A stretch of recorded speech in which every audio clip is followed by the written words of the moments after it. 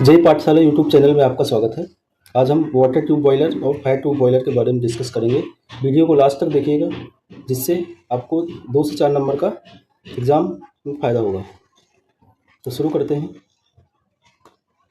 तो हम कंपैरिजन कर रहे हैं वाटर ट्यूब का और फायर ट्यूब बॉयलर के अंदर।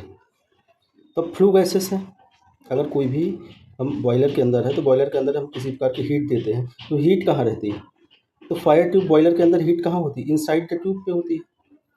वाटर ट्यूब बॉयलर में वाटर इनसाइड द ट्यूब होता है, मतलब यहाँ पे जो फायर होता है वो आउटसाइड होता है। अब यहाँ पे इवापोरेशन ऑफ वाटर, इवापोरेशन मतलब कि पानी को कितना हम स्टीम पे बदल पा रहे हैं। अगर फायर ट्यूब बॉयलर है, अगर हमारी जो ट्यूब्स है, ट्यूब्स के अंदर अगर हमारा वाटर है तो वहाँ पर ज़्यादा हमारा क्या होगा? इवापोरेशन होगा। मतलब कि अगर पानी ट्यूब के अंदर ज़्यादा है तो सरफेस एरिया हीटिंग का क्या होगा? ज़्यादा होगा, जिसकी वजह से ज़्यादा हमारे यहाँ इवापोरेशन होगा। और इसके कंपैरिजन में हमारा फायर ट्यूब बॉयलर पे लेस होगा। क्यों? क्योंकि यहाँ पे हीटिंग सरफेस कम हो जाती है, एक लिमिटेड हो जाती है। Less water will damage part. जो फायर ट्यूब बॉयलर्स होते हैं इसके अंदर क्या होता है? वाटर का जो डैमेज होता है वो डैमेज नहीं होता है वाटर की वजह से कोई भी बॉयलर का part. But water tube boiler में क्या होता है? यहाँ पे डैमेज भी हो जाते हैं, कोरोजन होते हैं, चीज़ें थोड़ी थोड़ी होती है। थिकनेस ऑफ सेल क्या होती है? सेल की जो थिकनेस होती है फायर ट्यूब बॉयलर में हम ज़्यादा बनाते हैं, बड़ी मोटी बनाते हैं। क्यों मोटी बनाते हैं? क्योंकि इसके अंदर हम एयर हीट को इंट्रोड्यूस कराते हैं, जिसकी वजह से क्या हीटिंग होगी, तो उससे ताकि जल्दी मेल्ट ना हो पाए। वाटर ट्यूब के अंदर क्या होता है? कम बनाते हैं, जिससे क्या होगा? हीट हमारी जल्दी वाटर तक पहुंच जाए ताकि इवापोरेशन कैपेसिटी ज़्यादा हो सके। अगर ज़्यादा मोटी बना देंगे तो वहाँ पे इवापोरेटिंग कम हो जाएगा। कॉस्ट ऑफ परचेजिंग क्या है? फायर ट्यूब की ज़्यादा है और वाटर ट्यूब की कम है। प्रेशर की बात की जाए तो क्या होता है? प्रेशर रेंज हम जानते हैं फायर ट्यूब बॉयलर में कम होता है। क्यों कम?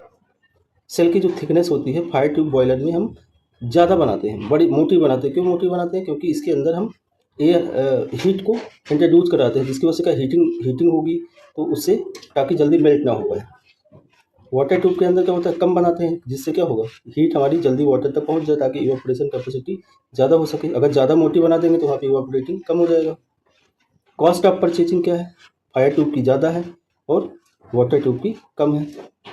प्रेशर की बात की जाए तो क्या होता है? प्रेशर रेंज हम जानते हैं फायर ट्यूब बॉयलर में कम होता है। क्यों कम होता है? क्योंकि प्रेशर रेंज कम क्यों होता है? क्योंकि यहाँ पे वाटर आउटसाइड होता है, जिसकी वजह से ज़्यादा हमारा इवापोरेशन नहीं हो पाता, जिसकी वजह से प्रेशर कम जनरेट होता है। यहाँ पे हाई प्रेशर की यूज़ होती है। ठीक है। क्लोजिंग ऑफ वाटर, यहाँ पे नो क्लोजिंग होता है, यहाँ पे होती है क्लोजिंग। अगर ब्लास्ट होता है, अगर मान लो किसी प्रकार का इसके अंदर ब्लास्ट होता है बॉयलर के अंदर, तो क्या होता है? अगर फायर ट्यूब है तो वहाँ पे ज़्यादा डैमेज होगा। क्यों डैमेज होगा? क्यों डैमेज होता है हमारा ज़्यादा? क्योंकि यहाँ पर हमारा जो फायर होता है वो इनसाइड होता है और लेस डैमेज होता है वाटर ट्यूब बॉयलर के अंदर। मेंटेनेंस कैसे होता है? यहाँ पे इजी होता है, यहाँ पे डिफ़िकल्ट होता है। इफिशियंसी हमारी लेस होती है फायर ट्यूब बॉयलर के अंदर और वाटर में ज़्यादा होती है। फ्लक्चुएटिंग लोड सूटेबल होता है किसके लिए? हमने पढ़ा था वाटर ट्यूब बॉयलर सूटेबल होता है ज़्यादा फ्लक्चुएटिंग लोड के लिए, ये नॉन सूटेबल होता है। कॉस्ट ऑफ इंस्टॉलेशन इसकी ज़्यादा होती है, वाटर ट्यूब की इसकी कम होती है। स्टीम एनर्जी कैपेसिटी लेस होती है, यहाँ पे मोर होती है। मतलब स्टीम ज़्यादा जनरेट करता है वाटर ट्यूब बॉयलर। एग्जाम्पल्स में कोकरन लोकोमोटिव, यहाँ पे ये एग्जाम्पल्स हो गए। आई होप आप लोग को वीडियो समझ आया होगा। तो आप लोग चैनल को सब्सक्राइब करिए, लाइक करिए और शेयर करते रहें। धन्यवाद।